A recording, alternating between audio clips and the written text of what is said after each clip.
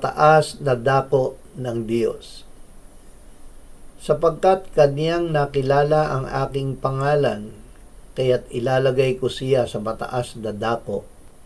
Awit 71:14.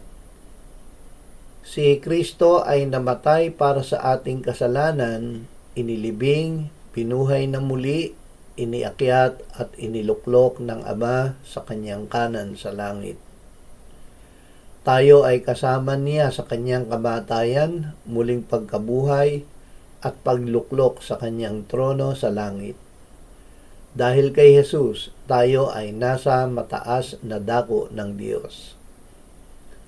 Ama, gawin mo kaming mapagpakumbaba gaya ng iyong anak, na sumunod sa iyo hanggang sa kamatayan sa krus, upang maranasan namin ang pagtataas mo sa amin kasama ni Kristo Jesus.